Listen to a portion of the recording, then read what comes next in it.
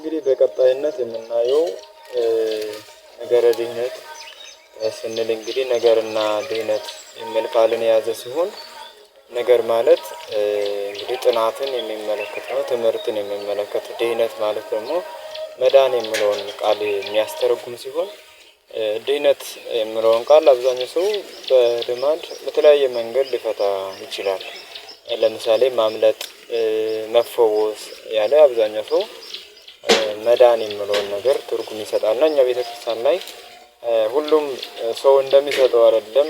እኛ ቤተክርስቲያን ላይ ያለው የመዳን ትርጓሜ ለየት ያለ ነው እና በተለይ የመድኃኒን ነገር ምስጢሩን ትርጉሙን ያላወቀ ሰው ነው አብዛኛው ጊዜ ምድር ላይ በምታዩ ነገሮች ላይ ብቻ ተደግፎ መዳንን በዛ ነገር እየፈለገ ከሃይማኖትም እየወጣ ያለው እና በዛ ምክንያት መዳን ሲባል በመጀመሪያ መዳን ነው። እንደምታውቁት መዳን ሁለት አይነት ነገር ነው ያለው፣ የስጋ መዳን እና በየነፍስ መዳን ማለት ነው። በነፍስ መዳን እና በስጋ መዳን። በስጋ መዳን በስጋ በሚከሰቱን ማንኛዎችም ነገሮች ማለት ለምሳሌ ህመም፣ መከራ፣ ሌላ ነገሮችም አሉ። ከነዛ ከሚገጥሙን ነገሮች መዳን ይሄ በስጋ መዳንም ማለት ነው። ይሄ መፈወስን ይገልጻል ማለት ነው። ሁለተኛው በነፍስ መዳን ነው። በነፍስ መዳን ማለት ደግሞ በመንግስተ ሰማያት የሰው ልጅ ከሰራበት ኃጢአት ንስሐ ገብቶ ታጥቦ በመንግስተ ሰማያት የሚገባበት መዳን ነው ማለት ነው። ግን እንደዛ ሆኖ አሁን በደንብ የምናወራው የጌታችን መድኃኒታችን ኢየሱስ ክርስቶስ ዓለምን ማዳን ነውና የሰው ልጅ በጥንተ አብሶ ምክንያት ከወደቀበት ከዛ ረግረግ እንዴት እንደወጣና በጌታችን በመድኃኒታችን በኢየሱስ ክርስቶስ በሱ የማዳን ስራ የሰው ልጅ እንደዳነ እናያለን ማለት ነው። ከዛ በፊት ቅድም እንዳልኳችሁ መዳን ስጋዊና ነፍሳዊ ወይም ካልሆነ ጊዜያዊና ዘላለማዊ መዳን ተብሎ ነው የሚከፈለው። ጊዜያዊ መዳን ለሰው ልጆች አስፈላጊ ሆኖም ግን ያንን ያክል አስፈላጊና የሃይማኖት መሰረት ወይም ካልሆነ ሃይማኖት በጣም የተፈለገበት ሃይማኖት የተመሰረተበት ጉዳይ አይደለም።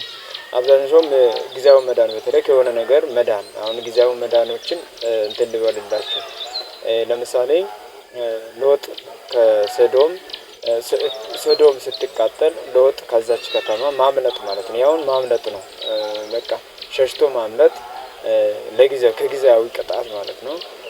በኖህ ጊዜ የነበሩ ሰዎች በመርከብቱ ውስጥ ሆነው ከጥፋት ውሃ መዳን፣ አሁን ይሄ መዳን ነው፣ ስጋዊ መዳን ማለት ነው። ከነፍስ መዳን ከነፍስ በሽታ ወይም ካልሆነ ከነፍስ ሞት መዳን አይደለም ይሄኛው ማለት ነው። ስጋዊ ለጊዜ የተደረገ ማለት ነው። ሌሎችም አሉ። አሁን በእኛ ላይ ህመም ይከሰታል፣ መከራ፣ ሀዘን ይከሰታል። ከዛ ነገሮች ሁሉ መዳን ምንድነው? ጊዜያዊ መዳንን ነው የሚገልጸው። ጊዜያዊ መዳንን በደንብ ማሰብ ያለብን እግዚአብሔር ጊዜያዊ መዳንን ሊሰጠንም ላይሰጠንም ይችላል።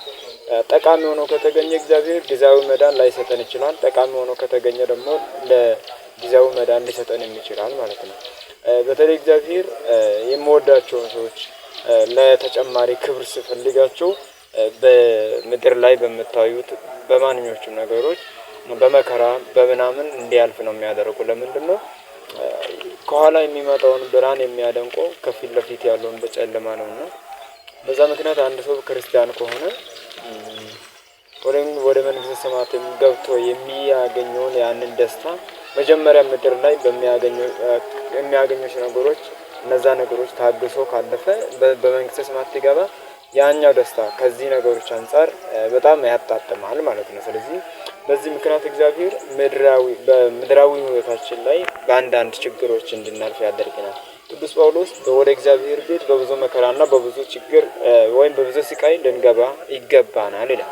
ያውን ጊዜያዊ ነው። ለምሳሌ ቅዱስ ጳውሎስ ራስ ምታት እንደነበረበት ሌሎችም ለምሳሌ እሱ በተለይ በጣም ስራዬ ብለው እሱን ሁል ጊዜ የሚያሰቃዩት ሰዎች ነበሩና ከነዛ ሰዎች እግዚአብሔር አሁን ለምሳሌ ቅዱስ ጳውሎስን ለጊዜው እንትን አላለውም። ለምሳሌ ለሚያመው ነገር 3 ጊዜ ጸልዮ ነበረ። እግዚአብሔር ግን ምን አለው? አይ እኮ ለጸጋህ ነው አለው። ቅዱስ ጳውሎስ አይ ጠቃሚ ከሆነ አታድነኝ፣ ጊዜያዊ መዳን አትስጠኝ ጠቃሚ ካልሆነ ብሎታል ማለት ነው። ስለዚህ አሁን ጊዜያዊ መዳን ሊያስፈልገንም ላያስፈልገን ይችላል። በዚህ እንትን ሀሳብ ምን አይነት ጥያቄ ለመለሰላችሁ መሰላችሁ? በቀጣይ ቪዲዮም እመጣለሁ። በእርግጥ አሁን አንዳንድ ሰዎች ጸበል ሄደው ጸበል ሄጄ አልዳንኩም የሚል ነገር ይሰማል። አሁን ይህ ጊዜያዊ መዳን ምድር ላይ እስካለ ድረስ የምናገኘው መዳን ጊዜያዊ ስለሆነ እግዚአብሔር ሊሰጠንም ላይሰጠንም ይችላል። ጠቃሚ ከሆነ እግዚአብሔር ሊሰጠን፣ ጠቃሚ ካልሆነ ደግሞ ላይሰጠንም ይችላልና ስለዚህ እግዚአብሔር ጊዜያዊ መዳንን አልሰጠም ብሎ ጸበል ሄጄ አልዳንኩም ብሎ ተስፋ መቁረጥ አያስፈልግም ማለት ነው። ይሄ ዘላለማዊ ነገር ስላይደለ ማለት ነው። ስለዚህ ይሄ ስጋዊ መዳን ማለት ነው። ግን መዳን ማለት በእኛ ቤተክርስቲያን መፈወስ ማለት አይደለም። መፈወስ ማለት ስጋዊ መዳን ነው። በስጋ መዳን መፈወስ ማለት አይደለም። ማምለጥም አይደለም። ከሆነ ነገር ማምለጥ፣ ሸሽቶ ማምለጥ ምናምን አይደለም። ከጥፍራት የሆነ እንትን ማለት አይደለም። በእርግጥ እሱን ነገር እናያለን። ለምሳሌ ድንግል ማርያም ታቢዮ ነፍሴ ለእግዚአብሔር ወታስብ መንፈሴ በአምላኬ ወመድኃኒየ ስትል አንዳንድ ሰው ትርጓሜውን ባለማወቅ ድንግል ማርያም መድኃኒቴ ብላለችና ያንን ቃል ስንተረጉመው ደግሞ መጀመሪያ መዳን ነገሮቹ ከመድረሳቸው በፊት ማዳን፣ ከደረሱ በኋላ ማዳን እና ደግሞ እንዳይደርሱባቸው መጠበቅ፣ እነዚህ ሶስት ነገሮችን እዛ ገብተን እናያለን ማለት ነው። ስለዚህ እስከዛ ድረስ ግን ጊዜያዊ መዳን ደግሞ የነፍስ መዳን ነው። የነፍስ መዳን መጀመሪያ የሰው ልጆች በመጀመሪያ እግዚአብሔር መድኃኒታችን ኢየሱስ ክርስቶስ ያደረገውን ወደዛ ከማየታችን በፊት የሰው ልጆች ኃጢአት ይሰራሉ። ኃጢአት ሰርቶ ንስሐ ገብቶ ተመልሶ ወደ እግዚአብሔር መንግስት ሲገቡ አንድ ሰው ዳነ ማለት የእግዚአብሔር መንግስት ወረሰ ማለት ነው። እኛ ቤተክርስቲያን የነፍስ ድህነት ነው ዳነ ማለት ብለን የምናወራው ማለት ነው። እሺ እንደዛ ከሆነ ወደ ዋናው ወደ ምናወራው ስንመጣ ማዳን ወይም መዳን የምንለው ምንድነው የሚለው ነገር እናለን። ጌታችንና መድኃኒታችን ኢየሱስ ክርስቶስ ከሶስቱ አካላት አንዱ አካል በተለየ አካሉ ከቅድስት ድንግል ማርያም ፍጹም ሰው ሆኖ ወደዚህ ምድር እኛን ለማዳን መጥቷል። ከዛ እኛን ከመጀመሪያ ከነበረብን በኃጢአት ምክንያት ከደረሰብን መርገም ከዛ ጥንተ አብሶ ማለት ነው። የመጀመሪያ ኃጢአት ጥንተ አብሶ ይባላል። ከጥንተ አብሶ ኃጢአት እኛን ለማዳን ጌታችን መድኃኒታችን ኢየሱስ ክርስቶስ መጥቶ ዓለምን አድኖናል። እዚህ ላይ እሺ አንድ ጥያቄ እንመልስ። አንድ ፕሮቴስታንት እናንተን መጥቶ ድናችኋል ወይስ አልዳናችሁም የሚል ጥያቄ ከጠየቃችሁ በእኛ ቤተክርስቲያን ድነናል እየዳንም ነው የሚባለው መልሱ ማለት ነው። ድነናል እየዳንም ነው። ሁለት ነገር ነው። ልክ እሱ እንደውም ድነሃል ብሎ ቢጠይቅ የትኛውን መዳን ነው የምትጠይቀኝ ብላችሁ መጠየቅ አለባችሁ ማለት ነው። ምክንያቱም ጌታችን መድኃኒታችን ኢየሱስ ክርስቶስ ወደዚህ ምድር መጥቶ እኛ ላይ በአዳም ኃጢአት ምክንያት ከደረሰብን መርገም ከዛ ድነናል፣ ከዛ አድኖናል ጌታችን።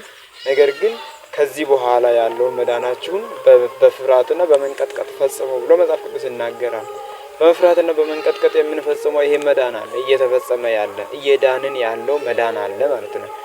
እየተፈጸመ ያለ ሁለት መዳን ነው ያለ ማለት ነው። የተፈጸመ መድኃኒትና ያልተፈጸመ። የተፈጸመ መድኃኒት ጌታችን መድኃኒታችን ኢየሱስ ክርስቶስ በመስቀል ላይ ተሰቅሎ ዓለምን ያዳነው በአዳም በደል ምክንያት ከደረሰብን መርገም እኛን ያዳነው ያኛ መዳን ምን ብሎ ተፈጽሞልናል ማለት ነው። አንድ ጊዜ መስቀል ላይ ተፈጽሞልናል። አሁን ግን እየተፈጸመ ያለ በሂደት ላይ ያለ መዳን አለ ማለት ነው። ለዛ ነው አሁን በዚህ በኩል ሰዎች አያውቁም። መዳን ቅጽበታዊ ነው ብሎ ይናገራሉ።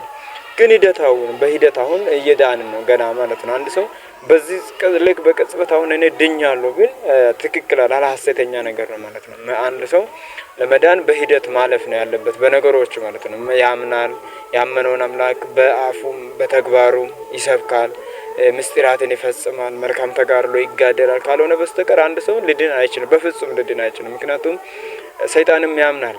ማመን ካለ ሰይጣንም ያምናል። ሰይጣን ያምናል ግን አይድንም፣ ይንቀጠቀጥማል ይላል። ሰይጣን ያምናል ይንቀጠቀጥማል ይላል።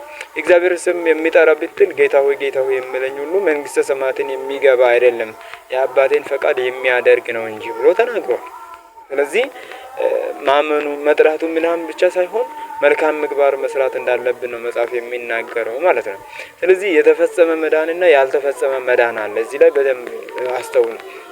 ጌታችን መድኃኒታችን ኢየሱስ ክርስቶስ ዓለምን ለማዳን በመስቀል ላይ ተሰቅሎ በዓርብ ዕለት አንድ ጊዜ የፈጸመልን ያ መዳን የተፈጸመ መዳን ይባላል። የተፈጸመ መዳን ደግሞ እሱ ከጥንተ አብሶ በጥንተ አብሶ ምክንያት ከደረሰብን መርገም የዳን ነው ያ መዳን ማለት ነው። ግን እየተፈጸመ ያለ መዳን አለ። አሁን ከዛ በኋላ እኛ ኃጢአት እንሰራለን። ኃጢአት ስንሰራ ለምሳሌ በዛኛው ጌታችን እንትን ስላለ በቃ አሁን ኃጢአት ብንሰራ አንጠይቅበትም ብለን እንደ ልክ እንደ ካልቪኒዝም ማለት ነው። ይሄ በኋላ በሚሰራው ቪዲዮ ላይ ያሳያቸው። በካልቪኒዝም እንትን የሚል ነገር አለ። ልክ አንድ ሰው ልክ ባመነበት ሰዓት ላይ እንትን ብሏል ድኗል።